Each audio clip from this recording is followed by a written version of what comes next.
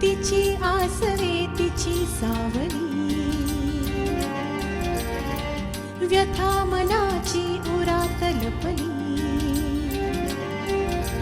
स्वप्नामधला गाव शोधते स्पंदन वेडी राणी, धुंद नदीच्या काठावरची निळ्या नभाची गाणी, डोळ्यामधुनी अलगद सांगे कहाणी, मनस्विनी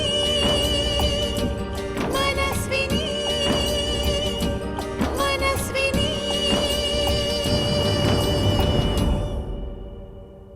आई, वीणाचा साखरपुडा झाल्यानंतर आपल्याला त्यांच्या घरी जावं लागणार आहे, कारण आपल्याला त्यांच्या घरी जाऊन माझ्या आणि अनुच्या लग्नाची तारीख पक्की करायची. पण अक्षय, लग्नाची तारीख ठरवण्याआधी आपल्याला काही गोष्टी पाहाव्या लागतील. हे बघ आई, मला कुठल्याही देण्या घेण्यात काहीही इंटरेस्ट नाहीये. अनुला मी पसंत आहे, मला ती पसंत आहे, दॅट्स इट. देशमुखांकडून कोणीच आलं नव्हतं. काय?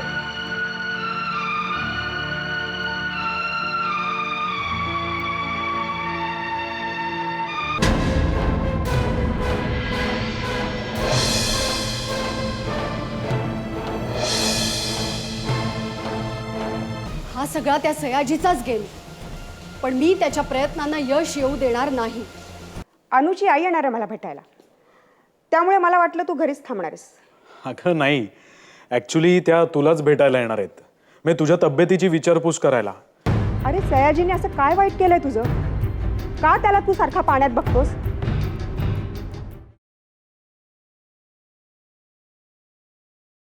हे बघ अक्षय, सासऱ्याच्या दारी जावयाचा अपमान होणं चांगलं नसतं. उद्या तूही जावई होणार आहेस.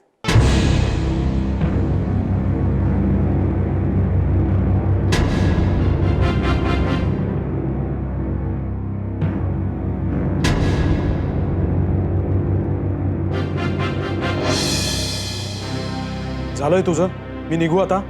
अक्षय, तुझ्या लग्नाच्या आधी सयाजी परत देशमुख इंडस्ट्रीत जॉईन होऊन आपल्या घरी राहायला. आई प्लीज.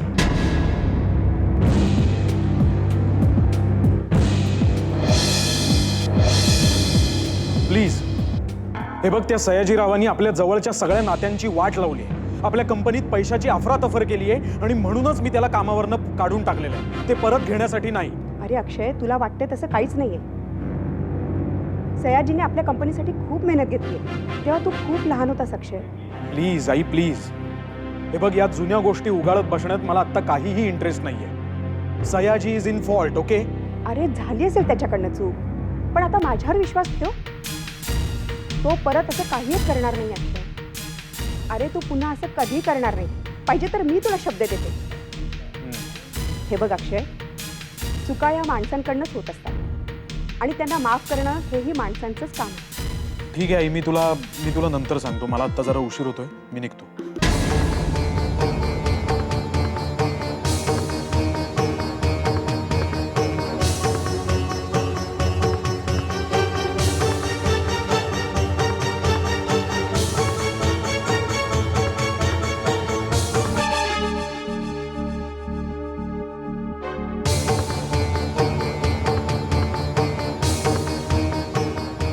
सयाजीला परत जॉईन करून घेशील अक्षय, तुला तसंच करावं लागेल.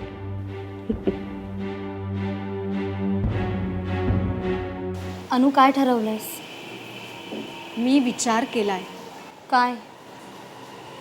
ताईच्या लग्नाआधी या सगळ्या गोष्टींचा सोक्षमोक्ष लावायचा. सयाजी आणि नितीनमध्ये नेमकं काय प्लॅनिंग चालू आहे हे शोधून काढायचं, कारण या सगळ्याचा वीणाच्या आणि माझ्या आयुष्यावरही परिणाम होणार आहे. मला नाही वाटत की त्याचा तुमच्या आयुष्यावर फारसा परिणाम होईल. असं कसं म्हणतेस तू सीमा? माझं अक्षयवर प्रेम आहे, लग्न होणार आहे आमचं. आणि तो सयाजी अक्षयला संपवण्याच्या प्रयत्नात आहे. आणि नितीन सयाजीचा पार्टनर म्हटल्यानंतर ते दोघं एकत्र येऊन अक्षयला संपवण्याचा कट रचत असतील तर? नाही, मला नाही वाटत की तो त्या कटात असेल. पण का? का म्हणजे? अगं, नितीनचं वीणाताईवर प्रेम आहे आणि तू वीणाताईची लहान बहीण आहेस. अगं, वीणाताईला जर हे समजलं तर ती नाराज होईल आणि हे त्याला चांगलं माहिती आहे. आणि तो तुझ्याशी खूप चांगलं बोलतोय ना. मला असं वाटतं की वीणाताईच्या प्रेमापोटी तो तुला आणि अक्षयला हानी पोचू देणार नाही. अगं, पण त्याने अक्षयला मारण्याची धमकी दिली आहे.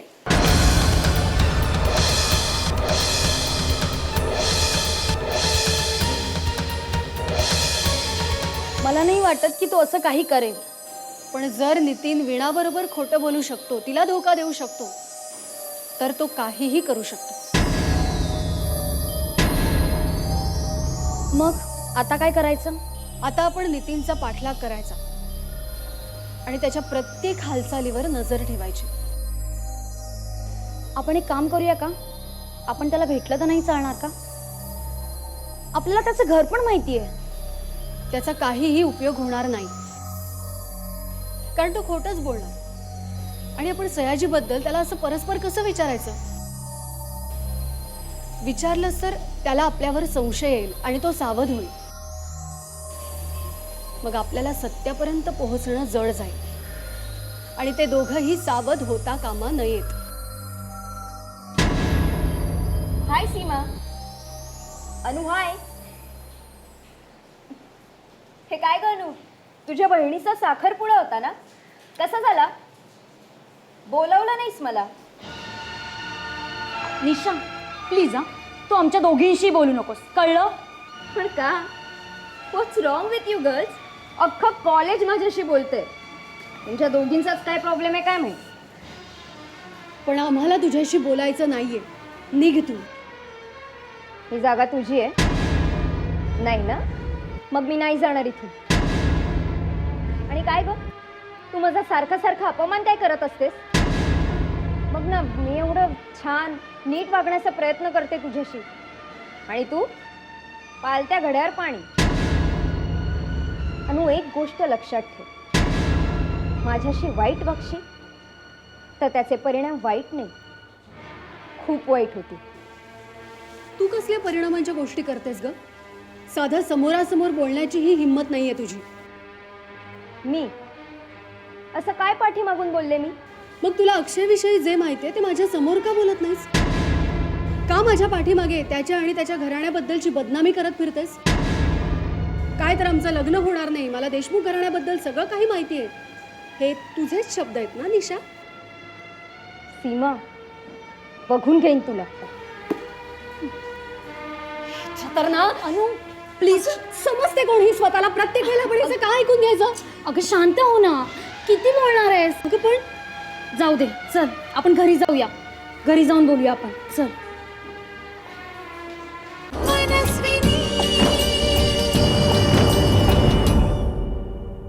नितीनराव, फार उशीर झाला. काही नाही, नवीन घराचं इंटिरियरचं काम चालू आहे, त्याच्यात जरा बिझी होतो. I am extremely sorry. Sorry काय, पण मला जरा बरं वाटलं. म्हणजे बिझनेसबरोबर तुम्ही संसारातील रस घेत आहे. आपलं तसं नाही बाबा, आपल्याला ह्या गोष्टीत रस नाही. मला फक्त एकाच गोष्टीत रस आहे, पैसा. नाही, तुम्ही म्हणता तेही खरं आहे, आता काय करणार. हो. बाकी साखरपुडा कसा काय पार पडला? उत्तम. छान. काही कमी जास्त? अजिबात नाही, कसलीही कमतरता नव्हती. नाही, मलाही यायची इच्छा होती, पण काय करणार. नाही, सारखे तुमचे फोन येत होते, हो. मलाही वाटत होतं की त्या क्षणी तुम्ही माझ्याबरोबर असावात. ठीक आहे, होत आहे. मग अक्षय आला असेलच? नाही दिसला. कमाल आहे, म्हणजे विण्याचा साखरपुडा नाही, अक्षय नाही. सयाजीराव, त्या विषयावर बोलायची माझी अजिबात इच्छा नाही.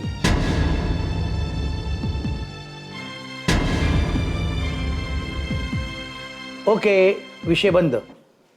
बरं, मला सांगा, लग्नाची तारीख काय ठरली? पुढच्या महिन्याची 5 तारीख. मुहूर्त चांगला आहे. Very good. म्हणजे आपल्या टेंडरमध्ये काही अडचण येणार नाही. काय सयाजीराव, आपलं ठरलं होतं की पार्टनरशिप आणि टेंडर याबद्दल सध्या विचार करायचा नाही म्हणून ना? नितीनराव, तुम्ही याचं टेन्शन घेऊ नका. मी प्रत्येक गोष्टीचा बारकाईने विचार करतो. अहो, माझ्यावर विश्वास ठेवा. तुमच्या वैवाहिक जीवनाला जरा सुद्धा धक्का लागणार नाही. तुम्हाला अजिबात माहित नाहीये ती वीणा कशी येते. तिला जर का कळलं की अजूनही आपली पार्टनरशिप सुरू आहे, मी तिला धोका देतोय, अंधारात ठेवलंय, त्या क्षणाला ती सगळं उद्ध्वस्त करून टाकेल. माझं लग्न काय, आयुष्यात ती माझं तोंडही कधी पाहणार नाही. काय नितीनराव, हे सगळे तुमच्या मनाचे खेळ आहेत. एक काम करा, आधी तो विण्याचा विषय आणि तिची भीती मनातनं काढून टाका. ह्या बायका आहेत ना, ह्या खूप हळव्या असतात. हो, पण आपल्या टेंडर संबंधी सगळ्यांना कळलं तर? कोणालाही कळणार नाही. ते कसं काय? तुमचं लग्न किती तारखेला आहे? 5 तारखेला, बरोबर. अहो, टेंडर 10 तारखेला ओपन होत आहे. आणि काय आहे, तोपर्यंत तुमचं लग्न झालेलं असेल, मग कशाला घाबरायचं? हा, आणि मला माहिती आहे तुम्ही हे सगळं नीट मॅनेज कराल. फक्त एक काम करा नितीनराव, प्रेम आणि भावना हे 2 शब्द बाजूला काढा आणि एखाद्या व्यावहारिक माणसाच्या बुद्धीप्रमाणे वागा. मी तेच करतो. सगळं सोपं होईल बघा. अनु, काय झालं ग? इतकी अस्वस्थ का दिसतेस? सीमा, हे सगळं झालंच कसं? मी विचारच केला नव्हता की सयाजी असा काही डाव खेळ म्हणून. शी, त्या माणसाचं नाव उच्चारण्याची किळच वाटते मला. दुसरीकडे वीणाताईंनी नितीनवर विश्वास ठेवला. वाटलं की आता सगळं काही सुरळीत होईल, पण नाही. पुन्हा नवीन प्रॉब्लेम समोर येत आहेतच. अनु, अगं यामागे दुसरंही कारण असू शकतं ना. आणि आपण विचार करतोय ना म्हणून आपल्या डोक्यात नाही ते विचार येत आहेत. नाही सीमा, माझा संशय खोटा ठरणार नाही. अगं तू आधीपासूनच नितीनविषयी निगेटिव्ह विचार करतेस. आता तो तुला योग्यच वाटणार ना. डन. आपल्या कंपनीचं टेंडर टाका. तुम्ही कधीच टाकले? म्हणजे काय नितीनराव, कुठलाही प्रॉब्लेम यायच्या आधी जर आपण त्याचं सोल्युशन काढलं ना, तर आपल्याला पुढे त्रास होत नाही. मी तयार आहे. गुड. येऊ ना बात. हां, पण आता टेंडर ओपन झाल्यानंतर वीणाला कसं समजवायचं ते मी बघीन.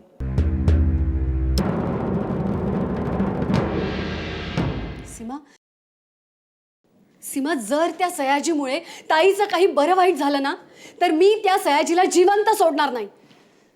अनु, शांत हो. हे बघ, थंड डोक्याने विचार कर. सीमा, तुला नाही माहिती तुला त्या माणसामुळे आमच्या घरातल्या प्रत्येकाला किती त्रास सहन करायला लागलाय. हे बघ, एक काम करूया का?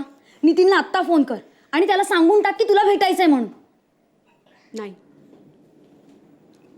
जर आपण नितीनला आत्ता फोन केला तर त्याला संशय येईल. त्यामुळे आत्ता तरी त्याला फोन करणं योग्य ठरणार नाही. अगं पण तू त्याच्याशी या पद्धतीने बोल की त्याला संशय येणार नाही. आणि आपण त्याला पाहिलंय, त्याने आपल्याला नाही पाहिलं, त्यामुळे संशय येण्याचा प्रश्नच येत नाही ना. दे, मी फोन लावू का त्याला? नाही यार, नको. आणि ते मी त्याला फोन लावणार. सीमा, ऐक माझं. तू नको मला त्याला फोन करू. नाही मला ऐकायचं तुझं काही. मी त्याला फोन लावणार आणि हे बघ, त्याच्याशी बोल, सगळे प्रॉब्लेम सॉल्व्ह होतील. सीमा, ऐक माझं, नको करूस फोन. अगं डायल झालाय, बोल. अगं बोल. कोण आहे? अक्षय देशमुख का? नाही, अनु करमरकर. अच्छा, म्हणजे मिसेस देशमुख. उचला. हॅलो नितीन. तू कशी आहेस? आणि बाय द वे, साखरपुडा खूप छान झाला. हो, कुठे आहेस तू नितीन? मी आत्ता ना ऑफिसमध्ये आहे. ऑफिसमध्ये आहेस ना? मग मी तुला आत्ताच तिथे येऊन भेटते. नाही, ऐकून घे. म्हणजे मी ऑफिसमध्ये नाही आहे. नाही, म्हणजे मी ऑफिसमध्येच आहे, पण म्हणजे मला कळलं नाही. नाही काय ग, कसं आहे की मी जुन्या ऑफिसमध्ये नाही आहे. सयाजीरावांबरोबर पार्टनरशिप तोडली की नाही, त्याच्यानंतर मी एक नवीन ऑफिस घेतलंय. कारण आता काही दिवसांनी वीणा आणि माझं लग्न होणार, मग ती माझी बिझनेस पार्टनर पण होणार. बरोबर की नाही? मग सगळं कसं अगदी टापटीप व्हायला पाहिजे ना. आपण असं करूया, आपण उद्या भेटूया ना. नाही, मला तुला आत्ताच भेटायचं. आत्ताच भेटायचंय. मग ठीक आहे, आपण एक काम करूया, आपण 2 तासानंतर भेटूया. चालेल, पण नक्की ना? माझं जुनं ऑफिस आहे, तिकडे आपण भेटूया 2 तासानंतर. ठीक आहे, भेटूया मग. Okay, bye.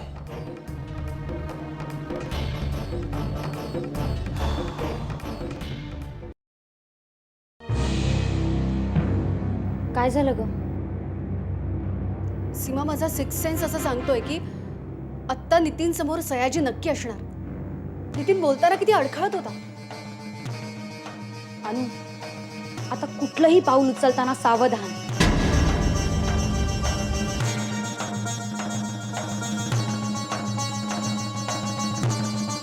मनस्विनी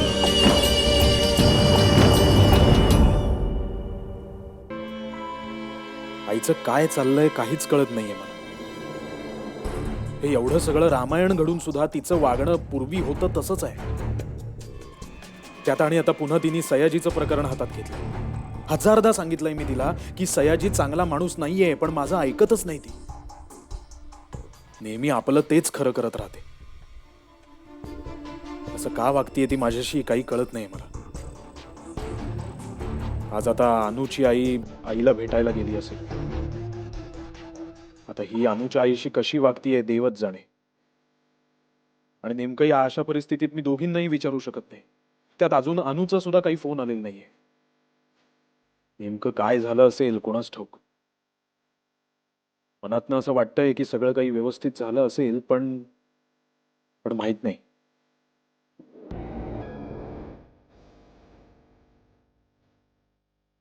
साहेब साहेब कसला एवढा विचार करताय? काय झालं? काही नाही रे दगडू. सध्या मी एकूणच माणसांच्या प्रवृत्तीबद्दलच विचार करतोय, बाकी काही नाही. सयाजीरावांचा कसला विचार करताय तुम्ही? दगडू, अरे एकटा सयाजीच नाही, तुला सांगतो आपल्या अवतीभोवती अशी बरीच माणसं असतात ज्यांचा आपल्याला कधीच काहीच अंदाज बांधता येत नाही. कधी ती माणसं आपल्याला समजून घेतात आणि कधी समजण्याच्या पार पलीकडे गेलेली असतात.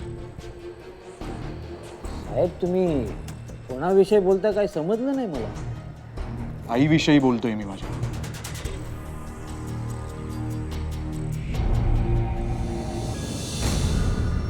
म्हणजे बघ ना, एवढा भीषण अपघात झाला तिला. त्या अपघातातनं ती वाचली. तिला शोधण्यासाठी मी अक्षरशः जीवाचं रान केलं माझ्या. तरी सुद्धा या सगळ्या गोष्टींचा तिच्यावर काहीच परिणाम झालेला दिसत नाहीये. साहेब कधी कधी मला असं वाटतं की यामागे काहीतरी मोठं रहस्य आहे. म्हणजे तुझं असं म्हणणं आहे की या सगळ्या कट कारस्थानामागे सयाजीरावांचाच हात आहे? अगदी बरोबर साहेब.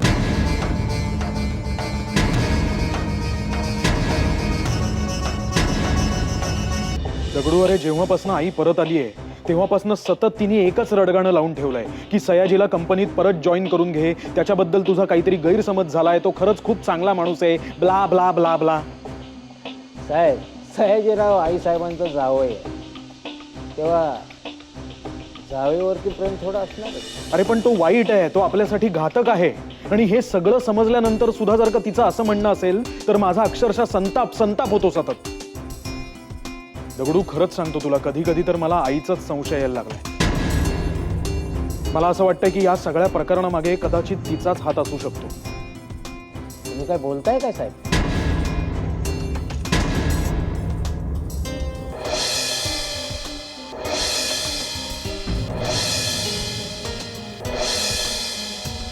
अरे हो, कारण तिच्यात तिळमात्र सुद्धा बदल झालेला नाहीये या सगळ्या प्रकारानंतर.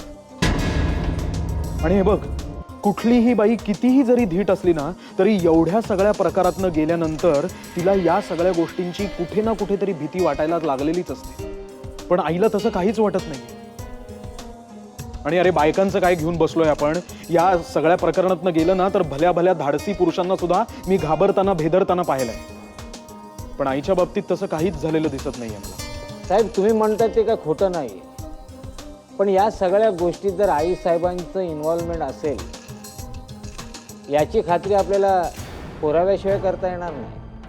आणि ज्या अर्थी आई सयाजीला परत कंपनीत जॉईन करून घेण्याचा हट्ट धरतीये माझ्यासमोर, त्या अर्थी मला अशी पक्की खात्री वाटतेय की त्या दोघांचं नक्कीच काहीतरी बोलणं होत असणार.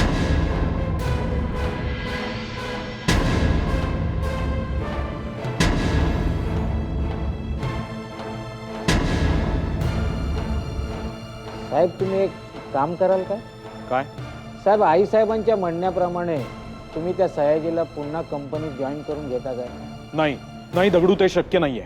साहेब सयाजीराव जर परत आपल्या कंपनीत आले तर त्यांच्या बारीक सारीक हालचालीवर आपल्याला बारकाईने नजर ठेवता येईल. जर समजा आई साहेब त्या कटात इन्व्हॉल्व असतील तर आपल्या हातात पुरावे सुद्धा लागतील.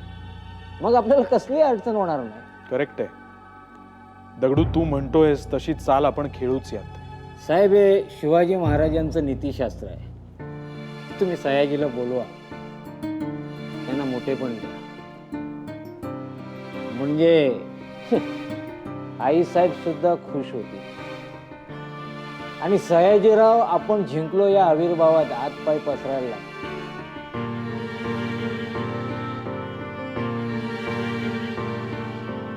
चालेल दगडू, आपण तू म्हणतोयस तसंच करूया, पण हे सगळं तुलाच जमवून आणावं लागेल. ओके साहेब. आणि त्या माणसाचं काय झालं? सापडला तो? त्या माणसाचा पाठलाग सुरू आहे साहेब, पण तो माणूस जरा वेगळा आहे. दगडू, एकदा का हा माणूस आपल्याला सापडला की मग आपल्या सगळ्या वाटा मोकळ्या होतील. आणि मी ठरवलंय आता यापुढे या सगळ्या प्रॉब्लेम्सचा एकदाच काय तो सोक्षमोक्ष लावून टाकायचा. बस.